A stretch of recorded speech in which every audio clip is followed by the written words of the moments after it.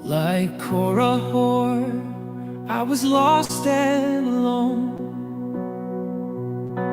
Like Korah, cast far from home. Like Korah, they stole my voice. Like Korah, left without a choice. But unlike Korah, I can speak again. Unlike Korah, I have a friend. In my darkest hour, my hope was renewed. Because unlike Korah, I had you. Like Korah, no guardian angels flew. Like Korah, shamed by those I never knew. At no God's command, my own footprints remain in this sand. But unlike Korah, I can speak again. Unlike Korah, I have a friend. In my darkest hour, my hope was renewed. Because unlike Korah, I had you. Like Korah, you helped me to see. Like Korah, you lit the path for me. Because of you, I'm not without a home. Because of you, I'll never walk alone.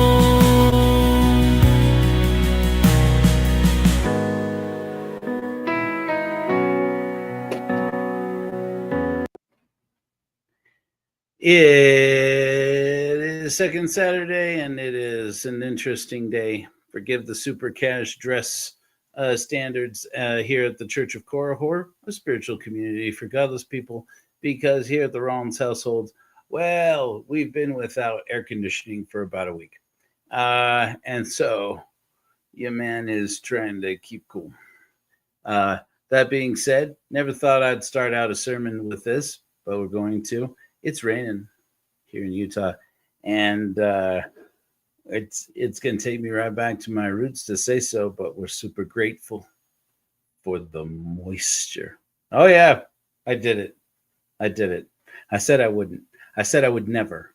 I would never. But we are actually super grateful for the moisture. So, we got to sermonize here. And then afterwards, we're going to talk a little bit about some of the changes here at the Church of Korah. I want to just mention before we get going here that some of you may venture across the podcast Two Nomos, also known as an Exmo and a Nevermo, walk into a bar, and notice that there is a rather lengthy interview with me that was just recently released. And already the Mormons are after me. He's full of shit. He doesn't know what he's talking about. He's saying he's speaking nonsense. Okay. Okay, I'm full of it then. Fine, no problem. Ugh, I'm sorry to hear that, MB. Ugh, still working on that, huh? Damn it. What's going on? I tell a story a few different times. I've told the story on a few different platforms. It's an overshare, but I do that, and I'm a bit of an oversharing person. Okay, the story is true. It's not the truth from everyone's perspective. It's the truth from my perspective. It's the way I recall it. And that's a story about how I came to be in possession of my letter of excommunication. And we won't repeat it all here, but suffice it to say, it has to do with the fact that I married a bisexual woman. And from the early days of our relationship, we had an understanding that if she wanted to have a relationship with a woman, I encouraged her in that, and that I didn't really see our vows as prohibiting her from that. So we really always had an open marriage of sorts. And over the years, it's proven to be a great thing in our relationship to each other and her relationships with other partners. And over time, we have both grown in our affection for one another and etc. That becomes relevant because she confessed to her bishop that she'd been with a woman, and that's how we began the journey down the path towards where I got into trouble with the church because after she was disciplined by the church, I told her she should tell the bishop that she did it to appease her pervert husband, and that I went ahead and went in and per the suggestion of her bishop, who said, fine, but he has to come and tell me to my face. I went in and told the bishop to his face, yep, that's me. She wants to keep this family together. She's got to do the kinky things I like. Because it was the only way for her to continue practicing Mormonism. This is the irony. And that version of the story, it gets a lot of laughs, and because the bishop did give her back her temple recommend for that reason, because we convinced him that she's just got to do that for me. Well, of course, it was always about her. I was lying. I never made her do any such thing. But a lot of people inside the Mormon church don't want to believe that actually happened. And I get it. I get that they don't. Because here's the thing. When you're inside Mormonism, you find you believe one version of how the church works. And when you leave Mormonism, you discover there's a whole different, that everybody was living in a very different reality of how Mormonism works. And so I get that there are some people who think that I'm just a liar or that I just made it up because I'm some kind of sexual deviant. From the beginning of this story, and the rest of that story, I've told other places. I'd be happy to talk about it again. Maybe somebody else wants to have me on their podcast. I recently got invited on to another podcast.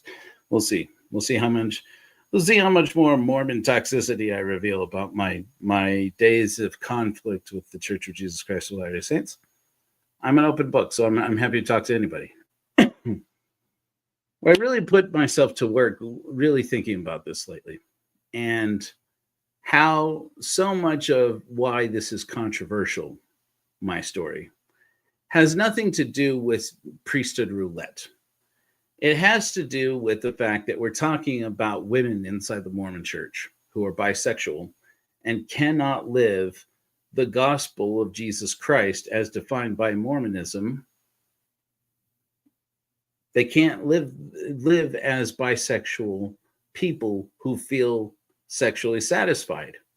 And that is not something that anybody within the organization is ever going to address, in my opinion. Now, my understanding is that they have made significant strides towards at least allowing college-age kids who are LGBTQIA or plus to, at least have a safe space at institute or something, great. The more strides that the Mormon Church can make towards it, I'm not going to condemn any of it. I'm not going to do the toxic ex-Mormon thing where you go, where was that when we needed it? Blah blah blah. So, frankly, fuck it. Good for them. Good for them. I hope they do more. Do more, Mormons. Do more. Make progress. Do some healing. Change the future for those people inside your community. If they can fully repent, may they do it. Here's where I don't think that we're going to get there, to a place where we can heal the divide entirely over how Christians, and Mormons included in them, yes. Now here's where I'll get a bunch of Orthodox and Catholics and Protestants coming after my ass for saying this. Mormons definitely are Christians. It's not just because they say they are. They definitely are. Let's talk about it. I want to talk to you a little bit today about virginity. Oh, that's a topic I bet you didn't expect you'd ever hear a Godless sermon on. We got to talk about virginity. Okay. In the day and age where no one is allowed to say Epstein files in polite company, I say it's time to reach across the political and religious divide and say, can we finally all agree that Jeffrey Epstein, what he did was bad? Is that too much? Have we arrived at that place? What Jeffrey Epstein did was bad. If Stephen Hawking, one of the most celebrated atheists in the world, okay, if Stephen Hawking was involved in what he did, this has been alleged, then Stephen Hawking was a bad person. Now, because what happened to Virginia Giuffre and other girls like her, that was wrong. And the only reason we need to believe so is that it seems wrong to us. That's it. All we need is to agree that to us it seems wrong. I'm going to just take a pause right there. A couple of weeks ago, I did an episode of Charlatans Never Change where I called out Josiah Trenum and discovered a couple of good things in that from the fallout of that podcast. First of all, apparently attacking Orthodox Christian ministers who are popular on the religious right is a super controversial gold mine of views on YouTube. So look for more of that. And another thing is another thing that I have noticed with a lot of engagement that I've done on various platforms with Orthodox Christians is that they will not stick up for defending what they believe. They'll make a brief stand about how their lives have individually been changed, but when you get into the actual doctrine, they run. They don't want to talk about it. So, which totally makes sense. I mean, more people should abandon the doctrine that they've been led to follow all their, in some cases, all their lives. More people should cut and run. You're arguing with an atheist. There's a reason why people stop doing that. Okay. But always the same thing comes up. It happens when I argue with Mormons. It happens when I argue with Catholics. I have a long history of being the toxic atheist troll. And always I get the same question. And it's not an unfair question. And it is, where do you think rights come from? Two kinds of people who ask this: libertarians and toxic Christian libertarians. And the answer is we, human beings. We create rights. Now, to some people, that seems like that means it's not good enough. Those are not real rights then, if we make them up. If we make them up, they will say, then we could decide anything is not wrong, and then it isn't. That's true. And that's always been the case, because they want to believe that there is this rigid ruler between right and wrong in history that stated once and for all what the eternal difference between right and wrong is. And that's how we know what the difference between right and wrong is. And that right and wrong is that you can have slaves, but only if they're not your own people and only for so many years, then it's a good thing to take slaves. Oh, wait a minute. No, that's different now. Weird, huh? These eternal standards, they don't really seem to stick around and last. What is the age of consent for a person to become impregnated by God? Let's get into it, shall we? All right. Now, Christians have long held, I'm not going to skip that line. Sorry. Christians have long held that Isaiah 7:14 is a prophecy that refers to the conception of Jesus by a virgin. The word used in this verse in Hebrew is almah, which means young woman of a marriageable age. Now, without necessarily implying sexual experience or inexperience, however, Hebrew has another word, betula, which more directly conveys virginity. My understanding is that Rebecca, for example, in Genesis is referred to as betula. When the Jewish scriptures were translated into Greek, that's the Septuagint, you've heard of this, in about the 3rd to 2nd century BCE, Almach was rendered as Parthenos, which is a Greek word that does carry a stronger connotation of sexual virginity. So this shift is what gave the prophecy a new layer of meaning. Instead of simply predicting a young woman conceiving, it became a miraculous claim about a virgin birth. Now, that's a very curious thing. That is a very curious thing. Because the New Testament writers, using obviously the Septuagint as their scripture base, this is part of the problem, inherit this understanding.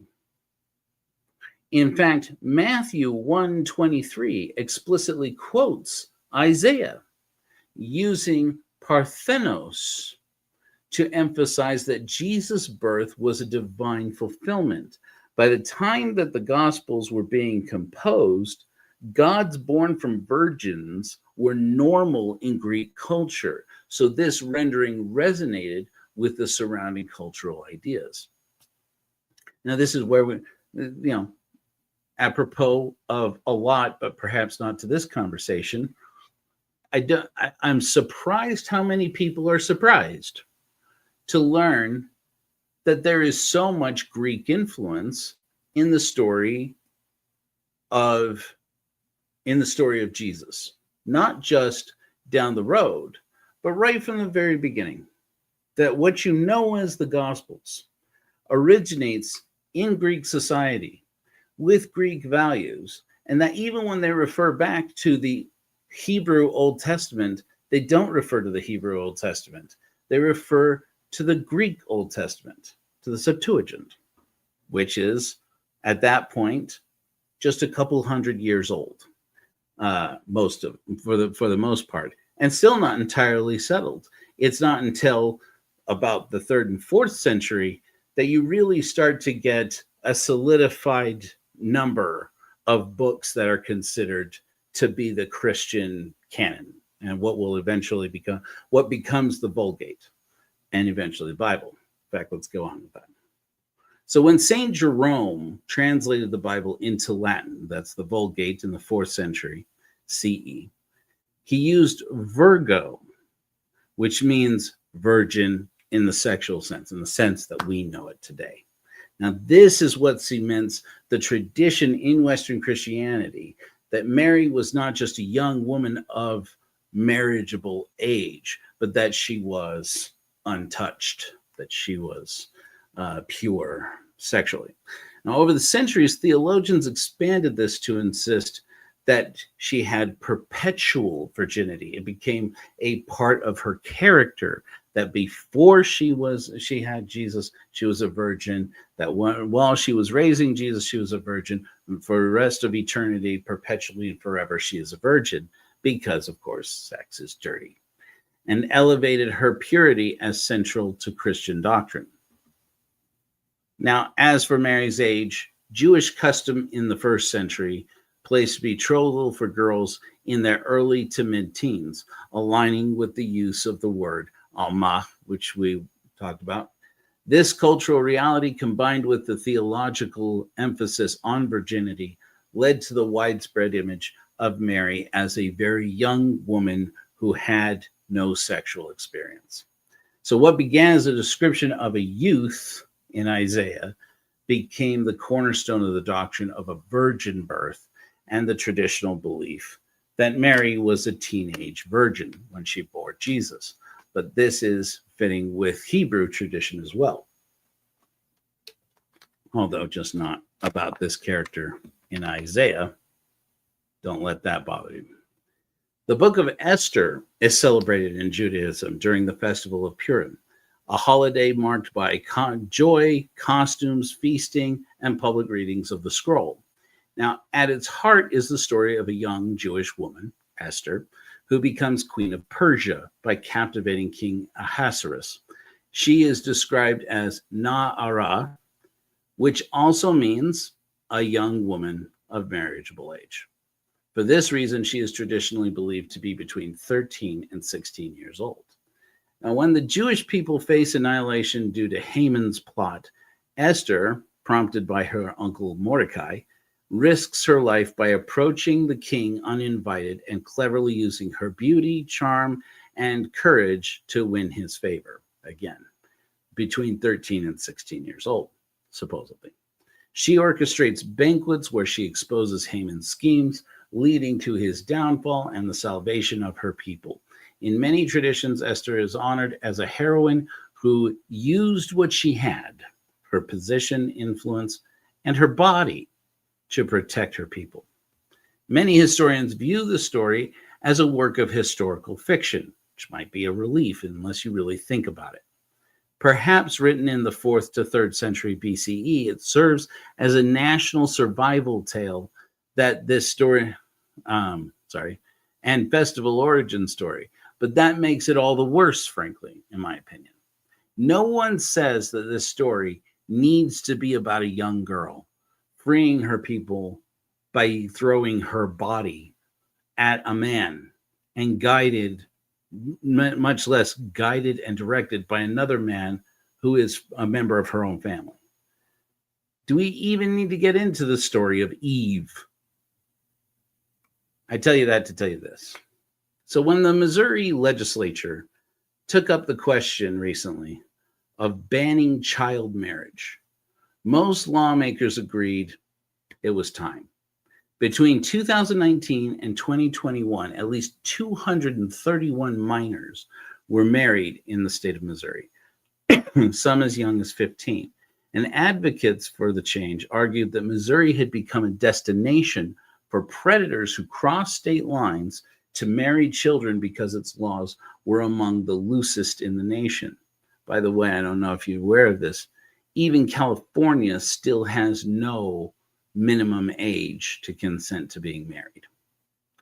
By early 2025, momentum was building in Jefferson City to align Missouri with the growing number of states, raising the marriage age to 18 with no exceptions.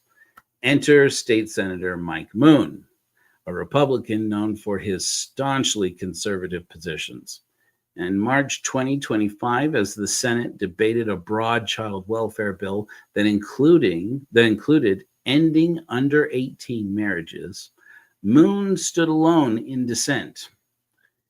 He explained his reasoning with a story that stunned his colleagues. Years earlier, he said, he had met a man who married a girl at the age of 12, and, quote, they're still married today.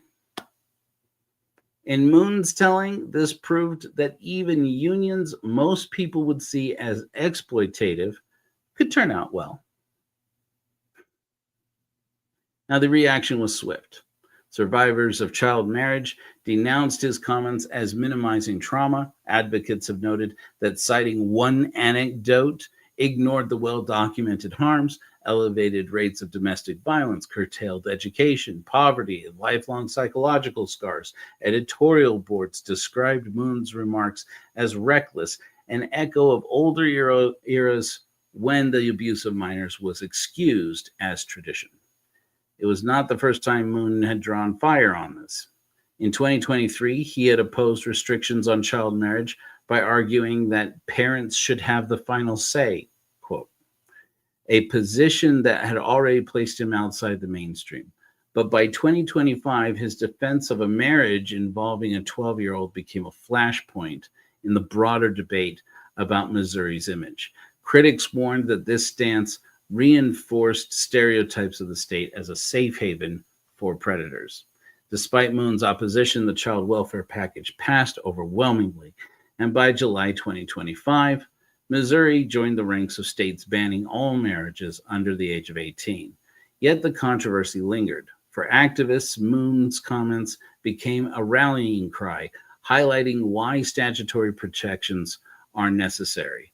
Laws cannot be built around rare anecdotes when the overwhelming evidence shows harm. So, I have more on that. But I want to get off that topic because the good news is that the law passed, and it is one of a myriad number of state laws that are being passed, that have been passed over the course of the last decade, all over the country, really since 2019. There's been this very encouraging uptake of agreement between Republicans and Democrats in this country that we finally can just become a country where nobody should marry children, where child brides should just be a thing of the past. That's been far too long a time coming, frankly. But it has to highlight for me a major part of the problem when we talk about why it is that women are held to a different standard inside Christian circles than men. I meant for that. That wasn't Jesus. That was me. I dropped something. You got something to say, Lord? All right. Fuck up. Yeah. Yeah, Jojo. You tell him. That's locked. Do you need anything? What's up, Bubba? Zoom? He's happy. He's playing. Anyway, here in Utah, there are these billboards that have been going up lately, and it's been quite the talk of the town. These billboards are for a website called josephtoldthetruth.org, I believe. And it's part of this movement, what's come to be known as monogamy confirmers. They have a new name for it now. We call them polygamy deniers because that's what they've always been. There's this movement to reinterpret the life and teachings of Joseph Smith as being a man who never married anybody besides Emma, in spite of overwhelming evidence to the contrary. Now, you can say otherwise. You know, the argument has been made. I've put out there. I'm willing to debate on the topic. The fact of the matter is, Joseph Smith, there are many reasons to disbelieve Joseph Smith. Joseph Smith was a liar. He lied all the time. People who disbelieve Joseph Smith are well within their sensible mind to disbelieve Joseph Smith. The man was a liar. He was a charlatan. He was an exploitative abuser of women and girls, and he abused his congregation. That's how Mormonism got its start. And I hate to tell it to you in so blunt terms, if anybody out there is hearing it for the first time or doesn't want to believe it, the fact of the matter is Mormonism has to outgrow Joseph Smith. If they want to be a religion that looks forward to the future and sees men and women as people who are co-inheritors, who are co-beneficiaries in God's eternal plan of happiness in a way that does not make either one subjugated to the other, male or female. If they want that to be the case, they have to outlive Joseph Smith. They have to outlive the Fanny Alger problem. They have to outlive the Helen Mar Kimball problem. They have to outlive Miranda Johnson. They have to outlive these women and the fact that these women were willing, they were content, they were happy to confess when they could, when they felt it was safe. That yes, they had a relationship with Joseph Smith, and in many of those cases, especially the ones I just mentioned, when they were very young. To have gender roles that are defined and to have a standard of sexual propriety, sexual rules, sexual mores that are connected to monogamy or to polygamy is to attach to this child bride problem. And unfortunately, to draw women particularly back into a position where their importance to God perhaps is the same as that of men, but their sexuality is subjugated to men, that their gender and the role of their gender is subjugated is secondary to the entitled needs of men. And this is the bigger problem. This is the thing that, now that I've told this story again in another setting, and people are going to start picking it apart about my story, about my relationship in my own marriage. And people start to accuse me of everything under the sun. I'm just going to say, you know what I've never done? I never had an affair with a teenage girl. And that makes me quite different from Joseph Smith and most of the Mormon prophets. Most. That's the difference. Okay. And why should that be? Why should it be that I believe that human beings are better at crafting our own moral behaviors, our own standard of morality than gods? Look what these gods do. Look at the story of Eve. Look at the story of Lilith, if you dare.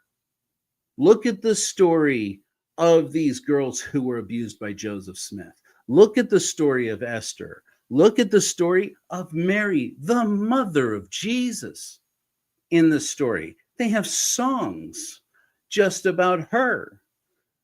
When you sing about her in the context of Christianity as we know it, remember that you're singing about a child and culture in her day. I don't care if you're going to tell me that the culture, the morals of God are eternal, then the culture in her day has nothing to do with it. If her God is eternal and your God is eternal, then what happened, what age she was impregnated by God should have nothing to do with the culture and times that she lived in. Sup, Bubba? Yeah? Do you need help? That being said, we're going to return to this after this commercial break, because apparently I need to go parent. Hold on a minute here. Let's have ourselves a little break, shall we? Let's we played like Korihor. What did we call this? My inside core horror. I'm going to play you a little. I want to play you the first video where we used horror, except it's not in there.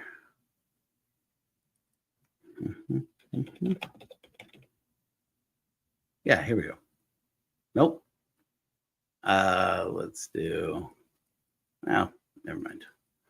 Let's do another hymn. Shall we play one of the recent hymns? That's an older hymn. Let's play one of the recent hymns, and I'll be right back. Let's say, what do we call the new one? Oh, yeah. BRB.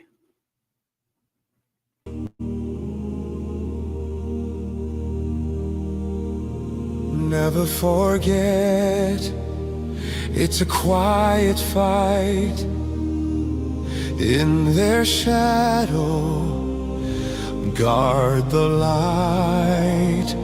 We are still here, reason prevails. Arm in arm, we will not fail. Keep breathing, write it down. When words are primed, your breath is power now. Stay alive, level one.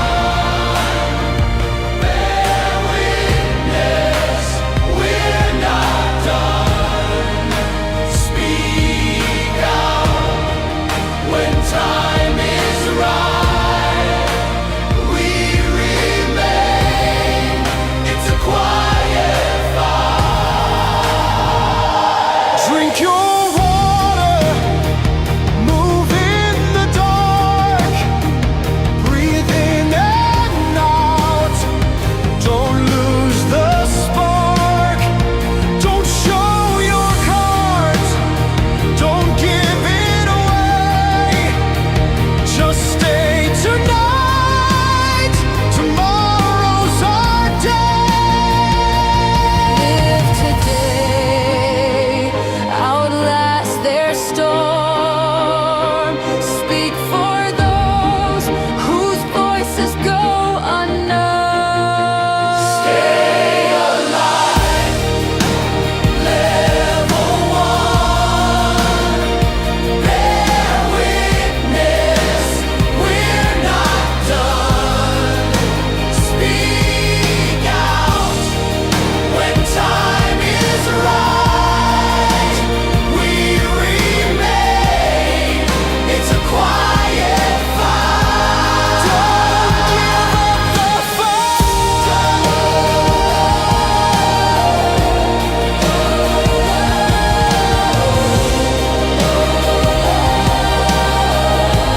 Don't give up the fight.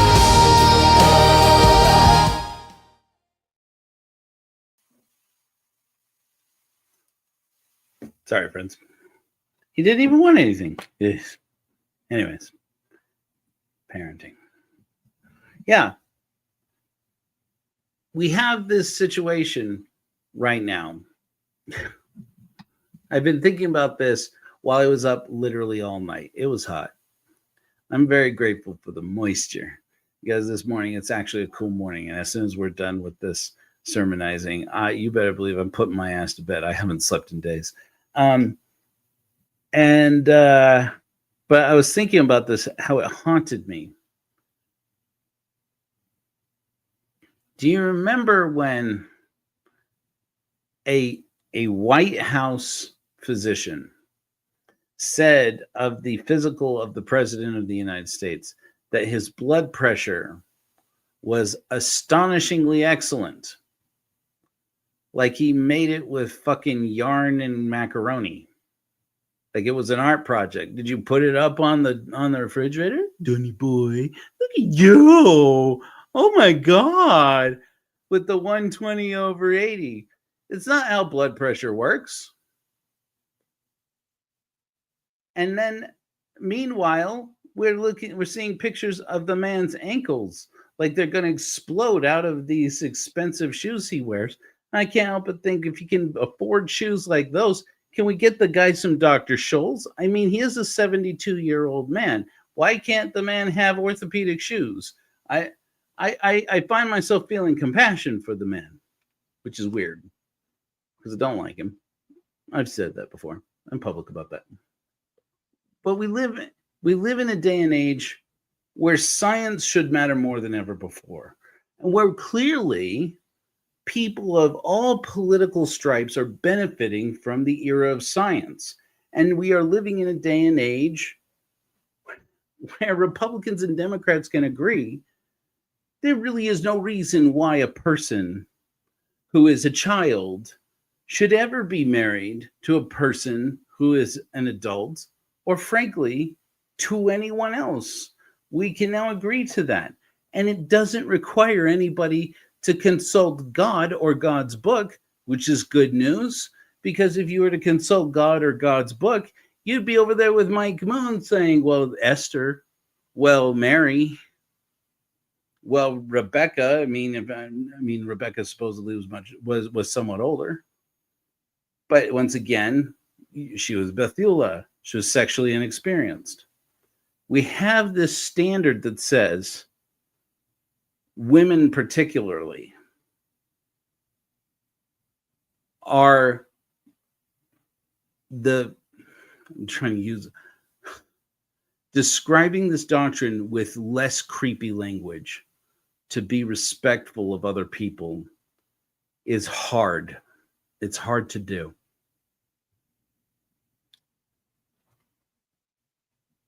Mothers, from the biblical sense,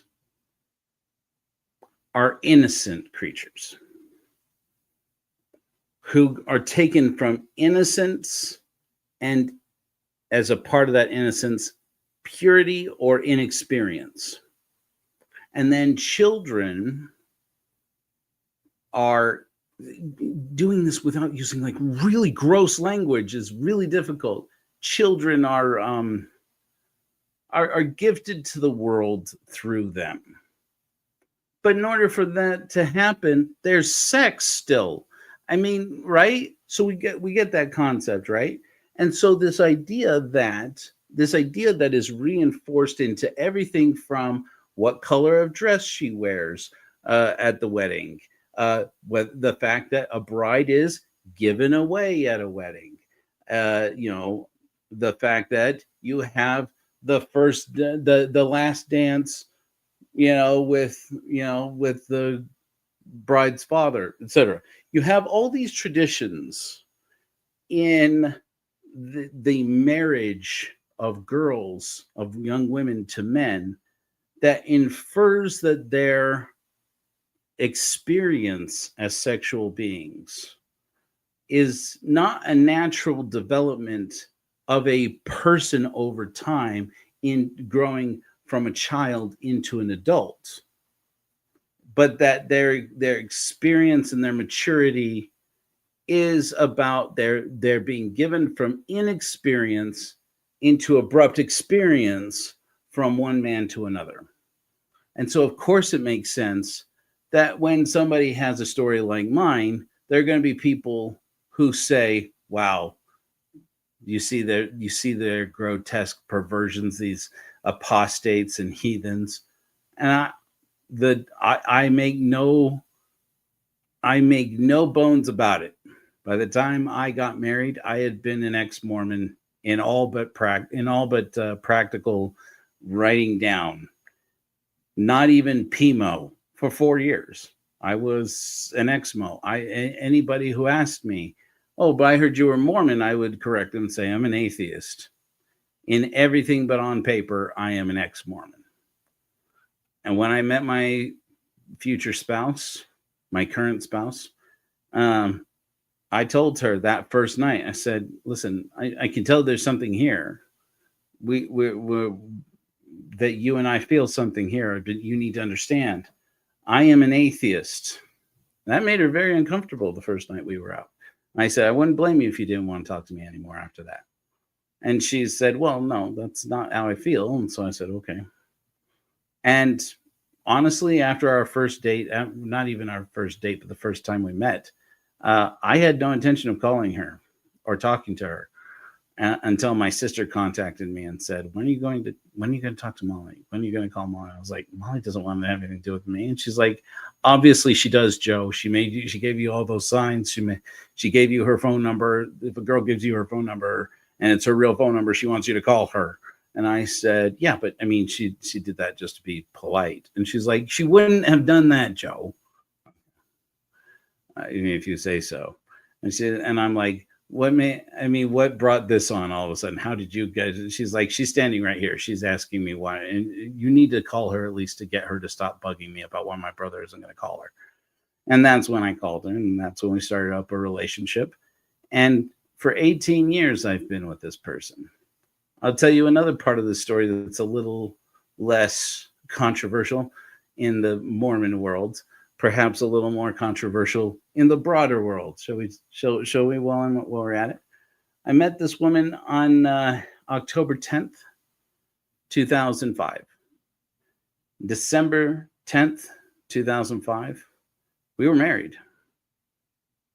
Not that strange in Mormon circles, but no, actually, even in Mormon circles, it's a little bit like we were one of those people that people roll their eyes at and say, wow, you BYU kids really get me. We were not BYU kids. We were a couple kids in Mesa, Arizona, and we weren't really kids. You know, she was 20, about to turn 21. I was 25. We were way too young to realize what we were getting ourselves into. But we've been together now for 18 years.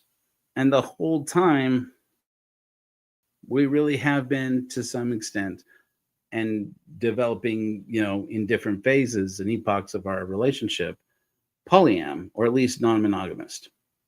And that was because non-monogamy was really the only thing that made sense to us. And I don't mean to teach it to anybody else. It's not a standard of the Church of Korihor or any such thing. But non-monogamy was the only way for me that I could really justify that I could have a relationship with another person, with a woman, without her being subjugated to me. And other people feel differently. I have total respect for that. That's their marriage. That's their relationship. And I don't yuck anybody's yum. But when people enforce a standard that's supposed to be for everybody, that everybody's supposed to be monogamous, that everybody's supposed, that's what marriage is. And then once again, we wind up in the same thing that happened with Prop Hate in California, that happened in Hawaii. This happened all over this country. They've tried to keep people who are gay and lesbian and bisexual from being able to get married in the way that makes sense to them. It's the same thing for those of us who are ethical non-monogamists, and those who are polyam, and those who are asexual.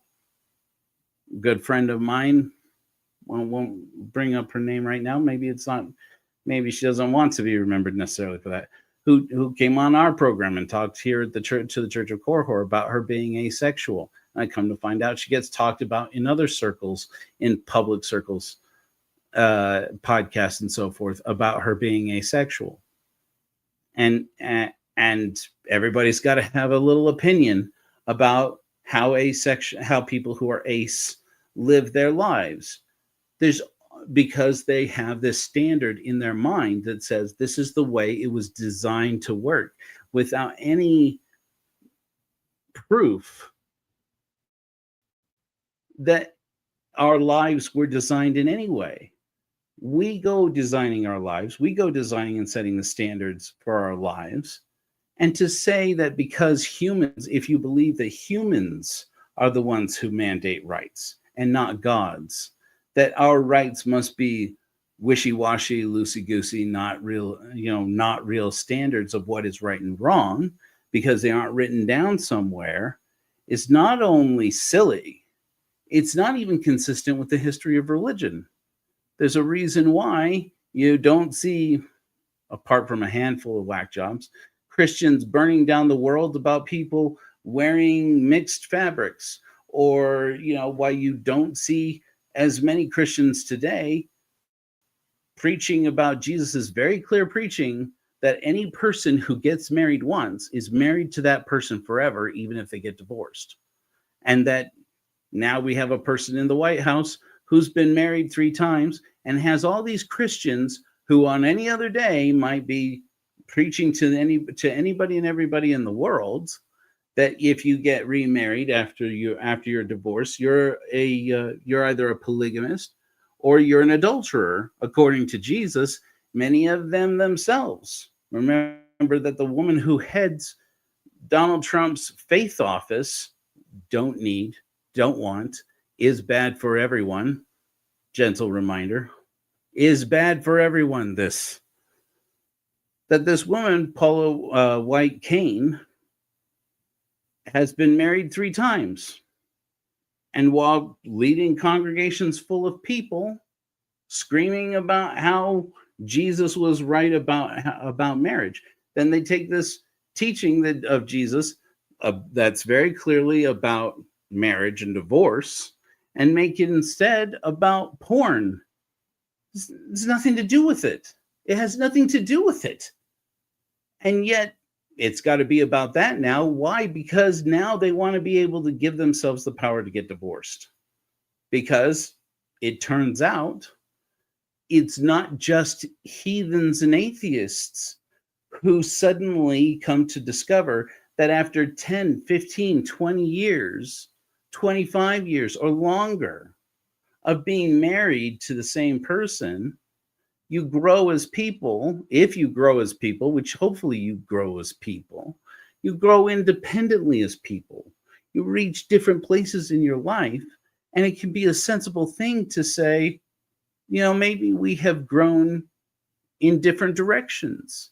And before we sit here and start picking apart everything that the other one does that aggravates us and just bitch and moan at each other for the rest of our lives until eventually we have a divorce of people screaming and throwing shit, maybe we can just say, you know what, if you've outgrown me and I've outgrown this, if we've outgrown this as people and can move on, both of us develop better moving on, well then let's just move on.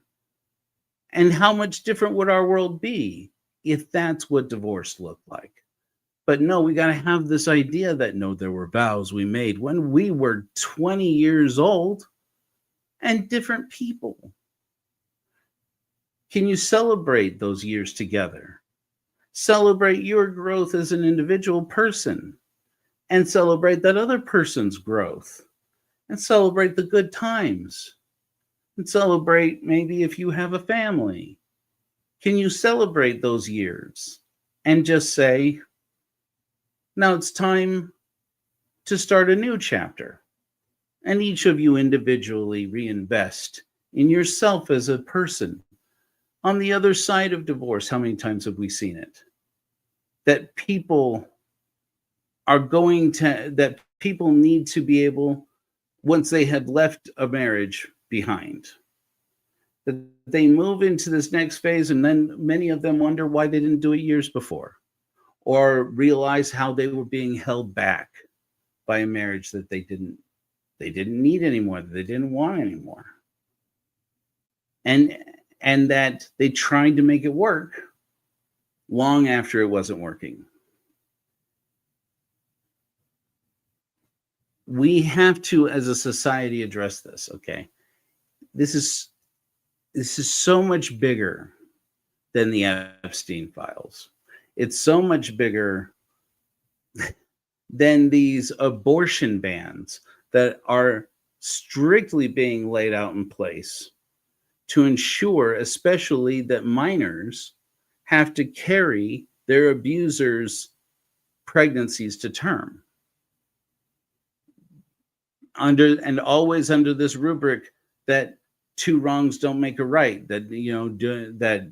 because what makes life sacred is what?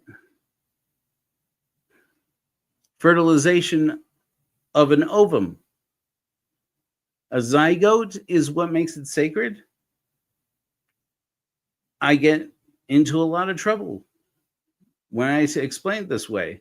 But I put to people this way. I put it again and again. Explain gender roles to me without kink, without using sex. Right? Sex is dirty and wrong. Is that the idea? Okay, or at least in most cases, in most contexts, sex is dirty and wrong. Okay, take sex out of it. It's got nothing to do with the dirty deed. It's got nothing to do with the wild thing. Okay? Take the wild thing out of it and sell me gender roles. Sell me the role of a woman in a relationship is this. Sell me the role of a man in relationships is this. Without using sex. Don't use sex at all. Lo and behold, it turns out that people who are anxious to judge everybody else by their sexual relationships, their sexuality, by their gender identity and gender expression, people who are happy to, to denounce somebody else's, standard of monogamy or non-monogamy, happy to judge other people's use, of chasing dopaminergic response. How many people in this world? I'm so stunned. You guys know I gave a sermon over a few months ago now about the Liven app. Have you seen this? I get ads for it all the time, probably because I looked into it. There's this app that claims that their advertising gets more and more advanced every month.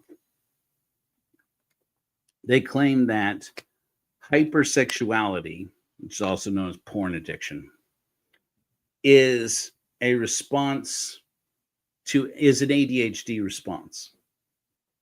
That's halfway true. That's like scientifically validated.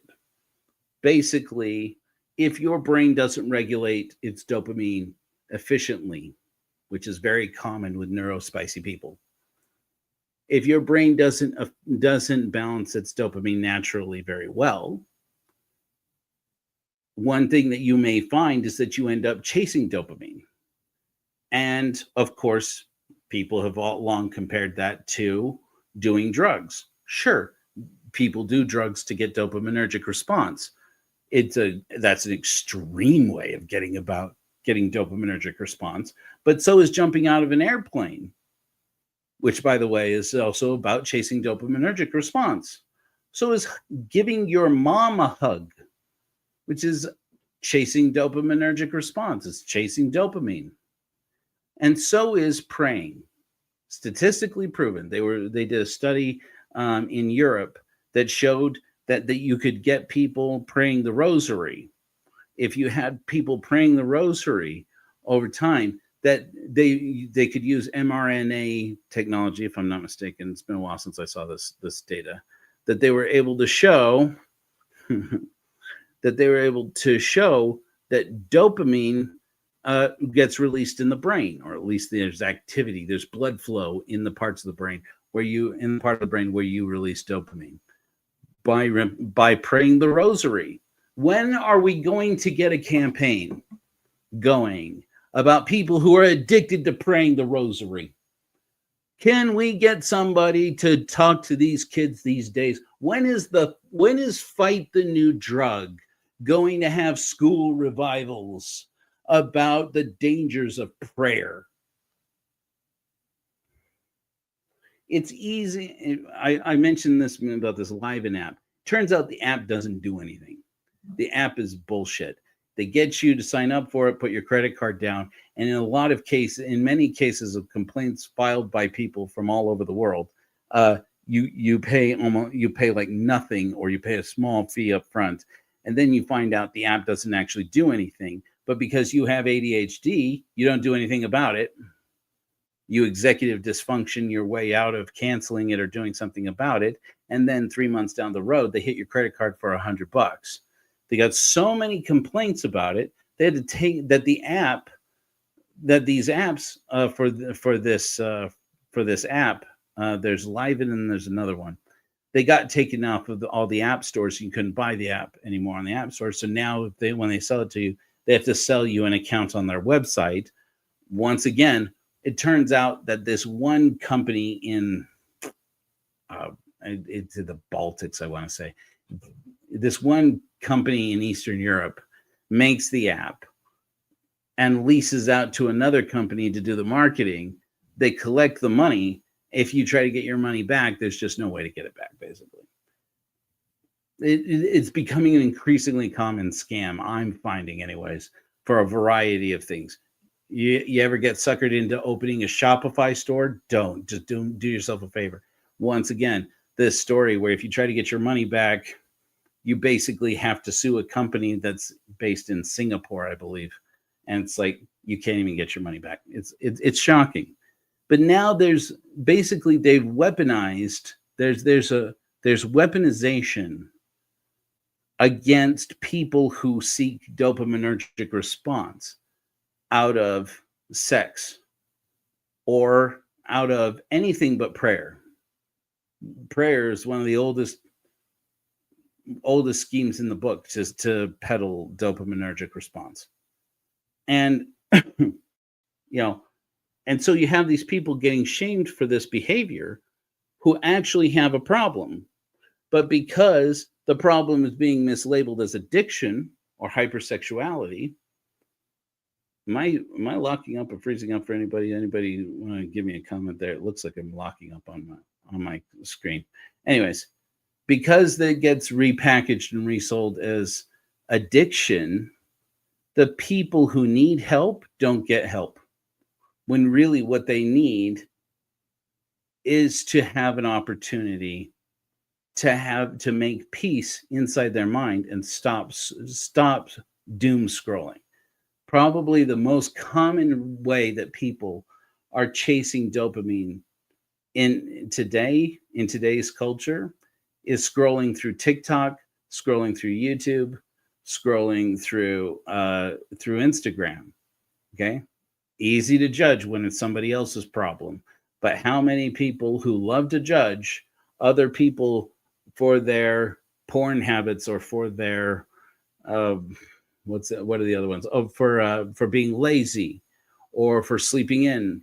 Overeating is a very common one. Shaming people for overeating, shaming people for. It turns out gambling may actually be addictive, so I won't bring that one up. Shopping, okay? They'll tell you all of these things are just other forms of addiction. Why? Because it's easier to sell you something that doesn't work when it comes to addiction, if they can label it as addiction. Because then when you go through their recovery program and wind up going right back to the same behavior you were engaged in before, because lo and behold, they can't solve, they will tell you and sell you on that. You need to call on your higher power and conjure up your higher power. I don't mean to diminish the good and hard work that anybody has done out there to try and keep themselves on the wagon. If you've been giving up on a compulsive behavior or an addiction, keep at it. I'm not trying to discourage you. But what I am going to say is this. If you can tell people that there's no difference between being addicted to shopping or being addicted to overeating, quote unquote, and being addicted to booze, you are flat out lying. Alcoholism is a historically documented and provable illness that is extremely difficult to beat. And to say that, well, all of these other behaviors are just other versions of that because they all release dopamine in the brain, and saying that is scientific, it's just not true. It's counter-scientific. But is that any surprise in a society that is increasingly giving up on science?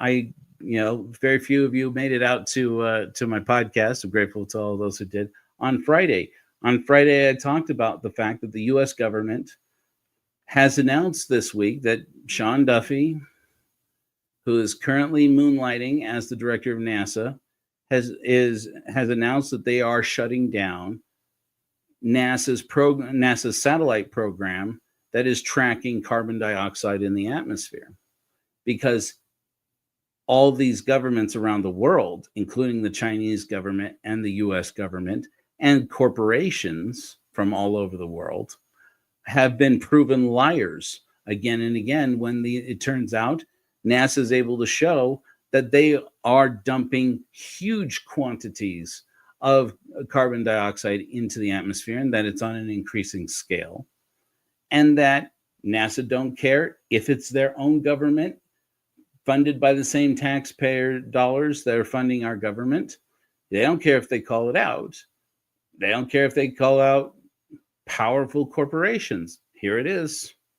Here you can see the shipping lanes. Shipping, it was able to show that shipping all of these materials, these products across the ocean that people have been trying to sell us for the longest time, that's actually not that bad when it comes to to climate change impact on carbon footprint. Excuse me. There we go. Carbon footprint. Turns out, no, it's as bad as has ever been predicted. And it turns out, guess what? Less than 2 months, Sean Duffy is in this job.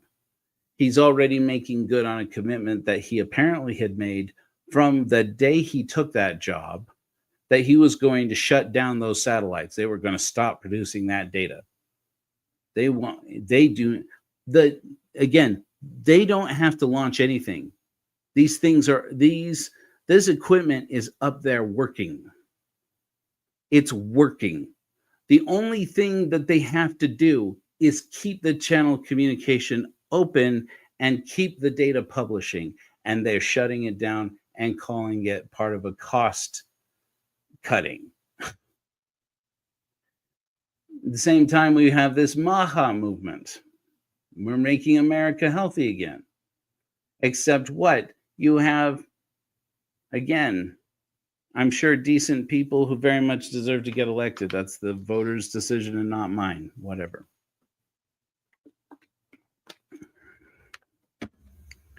People getting up there talking, they're making videos about, oh, this has riboflavin in it. I don't even know what riboflavin is. Are you fucking kidding me? You're the Secretary of Health. You should know what riboflavin is. Oh, and then there's all these other things. I can't pronounce the words of what it says that is. I'm sorry, that's not me trying to impersonate a man's voice, but I can't even pronounce these words they say. Him and all of his cronies up there at Health and Human Services. And I can't even talk about that. But they're talking about how they can't even pronounce the words. You work in Health and Human Services, you better find somebody who knows how to pronounce those damn words. You better find somebody who knows what they're talking about when it comes to those things. We don't need somebody in charge of our Health and Human Services who can't talk intelligently about the science. And we have an anti-science culture right now. It's disheartening. It's discouraging. And it's no wonder then that we have a culture where if you stand up and say, this is a hoax, can't believe that you would believe this hoax, and you would be weak about, this hoax, or you should, you all are a bunch of ninnies, a bunch of lemmings, running off the cliff, chasing after this hoax. And you, in the process, naming the very thing that you had claimed when you were running for office, not mentioning any names, as not a hoax, that it was a real problem, and that somebody needed to expose it until it turns out maybe you will be the one to be exposed. Now we have this standard that says, say it nice, get up there and talk about how the dear leader is wonderful and great, and don't call into question what they say. It's become a moral crisis.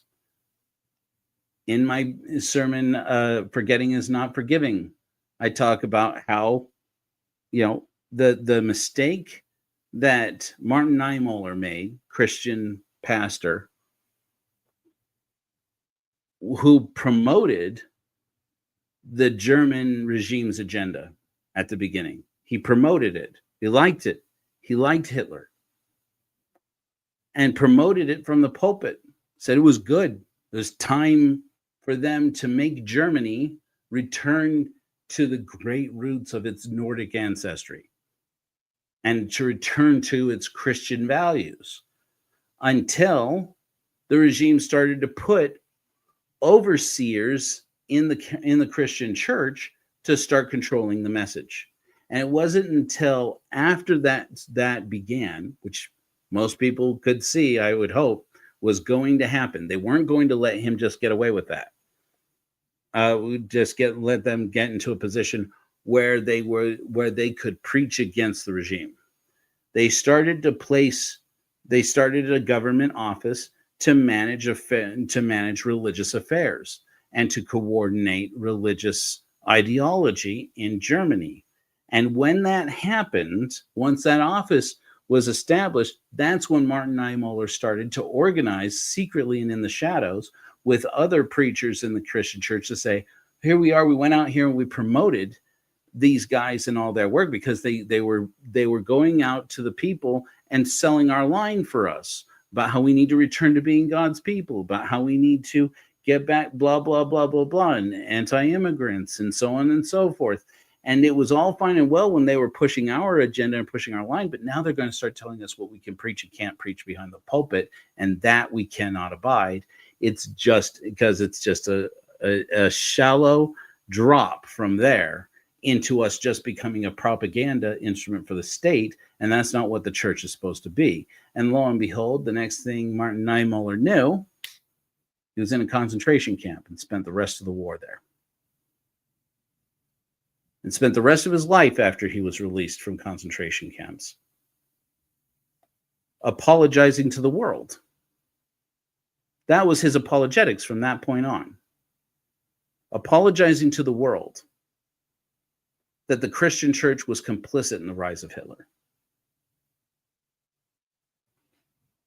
And all he did at that point, from 1945 on, the most significant thing he did, I mentioned again, that like I said in that sermon, was to stay alive.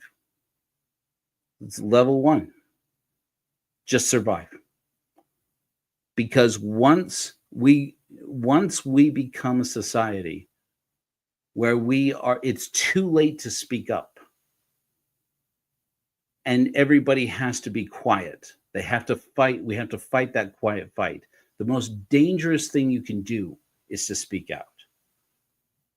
And that's what Martin Niemöller documented. He was only one of three people I talked about. Anne Frank is another situation. I talked about this. I talk about Anne Frank more these days than I ever did. And remind people, and I'm surprised when I meet people who don't know this. Anne Frank's diary was pulled from the shelves. You remember that? Just a few years ago. It wasn't every copy of Anne Frank's diary. It was a later version, which is really the original version. Anne Frank's diary was found by friends of the Frank family. They gave it to her father, Otto Frank, when he was the only one to survive the Holocaust. Anne and her sister died at Bilsen. What's it called? They died of typhoid in the camps. And their mother died too. And her father, Otto, was the only one to survive. And Otto Frank found this diary, was given this diary in it, and he sat down and he read it cover to cover. And when he emerged from the room where he read his daughter's diary from cover to cover, where his daughter, referring to her diary as Kitty, confessed her most intimate thoughts and feelings and witness about what life was like in Holland under the Nazis, hiding from the Nazis. He emerged from the room and just dumbstruck, and explained to these friends who had preserved his daughter's diary, how ashamed he felt that he didn't even know his own child. And when he decided, with the urging of friends who told him, you must publish Anne's diary. And they said, you have to bear witness now.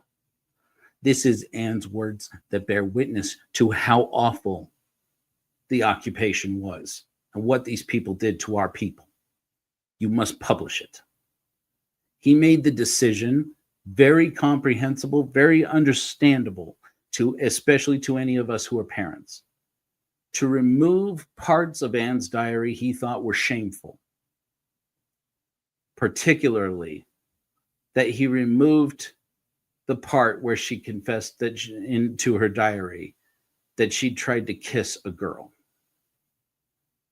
and while the girl had snubbed her, that she had to admit that she thought about women's bodies, and it excited her in ways that boys didn't. And that was the part that he removed. It's very understandable why he did it. But it was censorship. Later, the decision was made, many years later, when that diary was discovered, and was discovered in its complete original manuscript. It was decided that actually, you know what? Now that it is available, now that it is part of the world story, we should republish Anne's diary with all those parts included in it, so that other people will understand, so that we will all remember and understand that this was a society that censored lesbians and gays and bisexual people. That became part of Anne's legacy. It's that version that was removed from the shelves. And when people say, you just don't understand why, they removed Anne Frank, don't make it into that we didn't want the Holocaust to be documented. It was about silencing the voice of a girl who was bisexual. So that, because it was considered shameful, by her father. Okay, he didn't have the right to make that decision. Now, he could do it, but for the purposes of history, it's important that Anne represented the community. That proved to be important in the long run. And that's the version that they're trying to silence. And then, of course, I talked about Max Sievers, the man who was the leader of the largest group of atheists in history at that point, the German and Austrian atheists of the German Freethinkers League, who fought hard, who saved all those people's lives by moving or destroying their records so that the Nazis couldn't get to it. And I say it again and again, and as soon as Max Sievers was out of the country and fled to Belgium and spent the rest of the war writing and fighting and organizing against the Nazis, they took Freethinkers Hall and made it into Berlin's center for reigniting religious participation. It became this organization's building where they celebrated atheism, became the place where they would organize to try and convince people in Germany to go back to church. These things happen. They come back again and again and again. And it was Martin Niemöller, again, who said, and is recorded in his prose on the wall of Holocaust museums all over the world, not just here in America. He said, first, they came for the socialists. He was talking about Max Sievers. He was talking about the German Freethinkers League as well as the Socialist Party.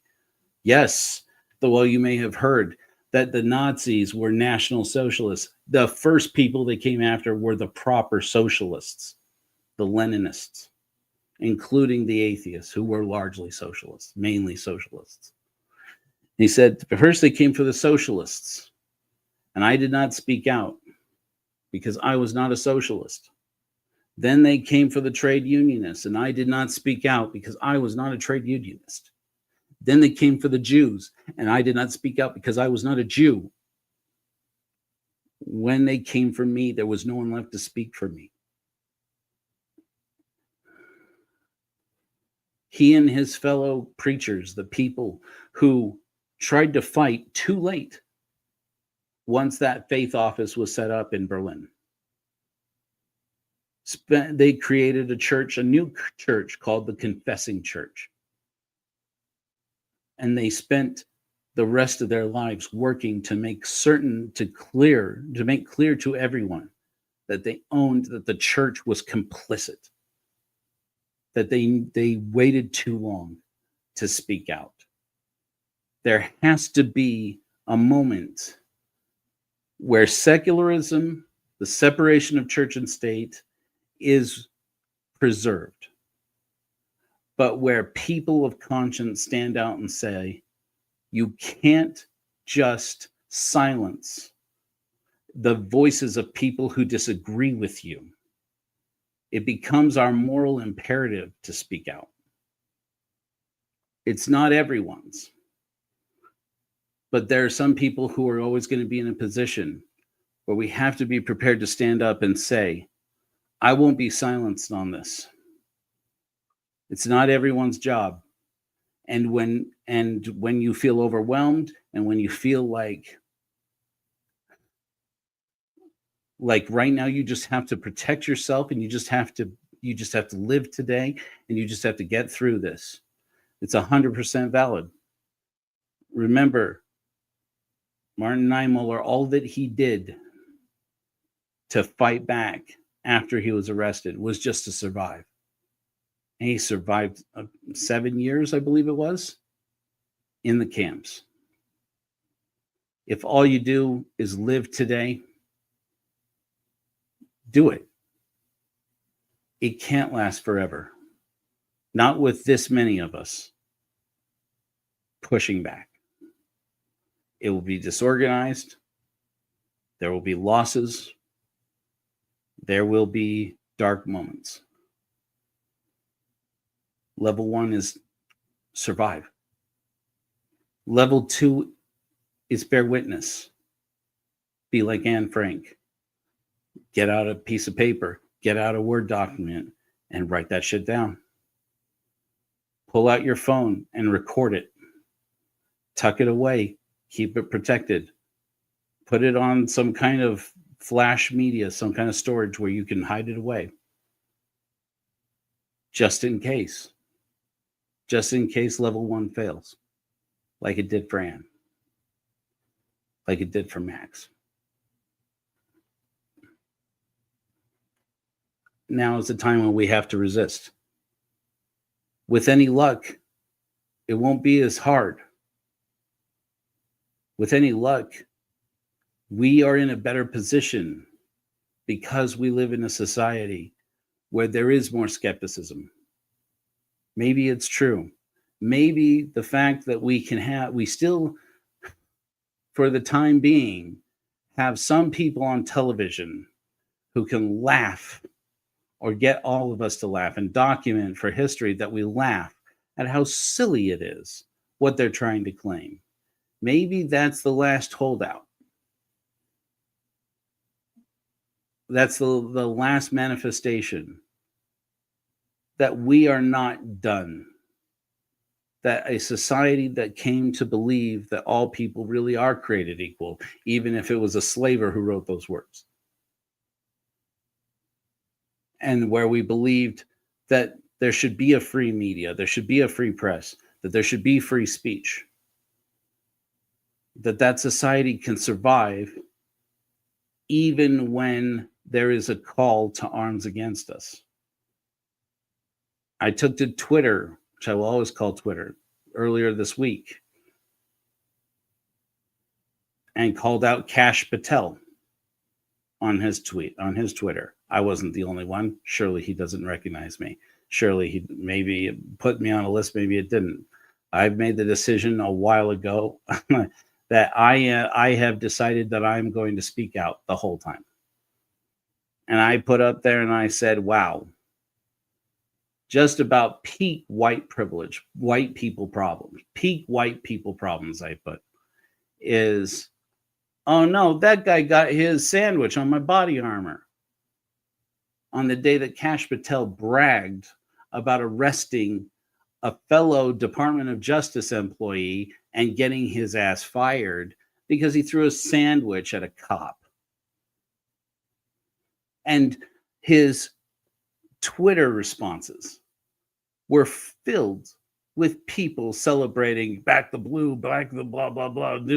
And so good, you know, get that pink shirted ninny because he was wearing a pink polo shirt. And he worked at the Department of Justice, apparently. Got his ass fired, got him arrested. Apparently, he had to post like $50,000 bail.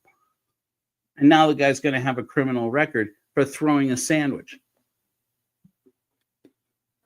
This apparently is why they had to deploy federalized troops. They had to federalize law enforcement in Washington, D.C. And guess what? This coming week, they're doing it in Chicago.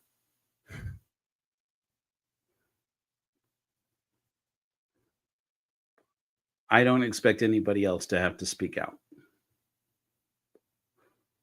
I'm speaking out. I'm not a hero. I'm probably a lunatic. It's dangerous. I am aware that it's dangerous. I am making the decision to do the dangerous thing.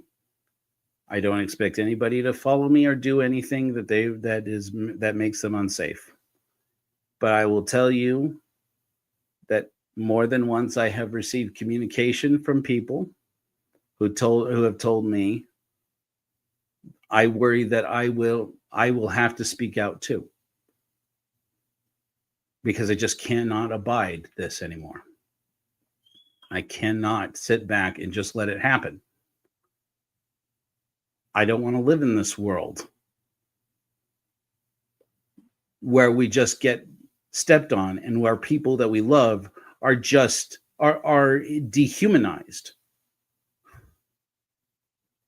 There has to be a response. And I'm not saying anybody has to do anything violent. Please don't do anything violent. Please don't associate this with violence. But please do what you can to bear witness. Because with any luck, within 4 years, we're going to look back on this and say, I can't believe how close it came. Do you remember this? Do you remember that? Oh, I remember it.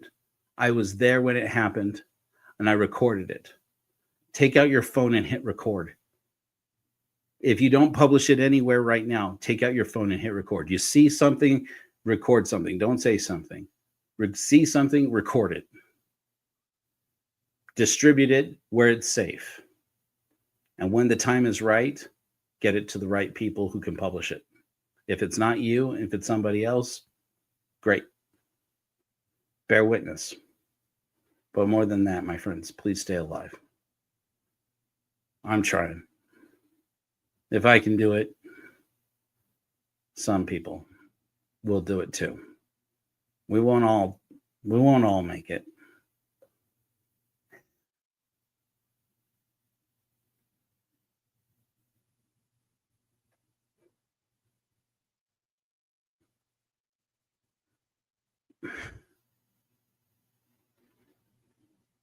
I have a child who is trans. I have a child who is a woman.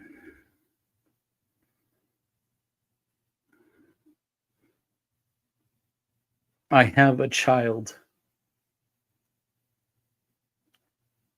who is permanently disabled because of his autism.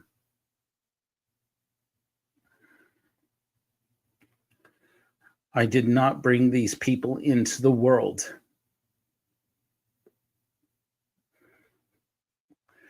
so that fascists could talk them out of it or hurt them or kill them.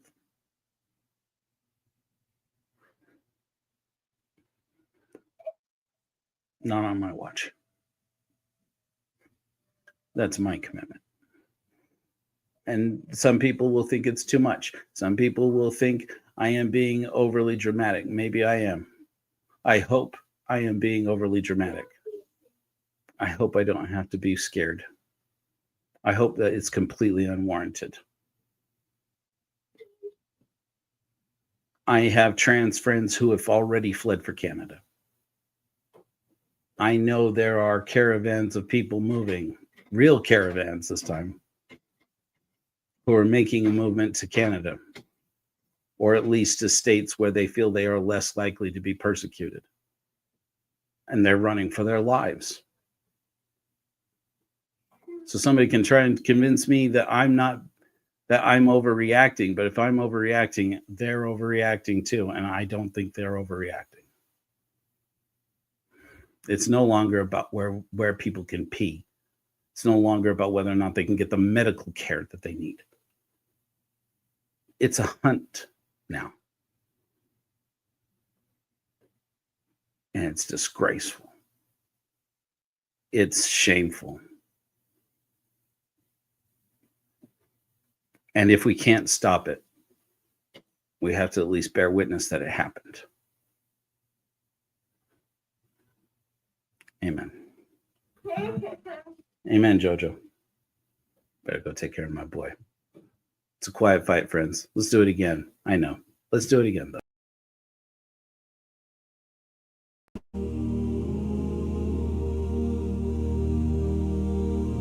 Never forget, it's a quiet fight.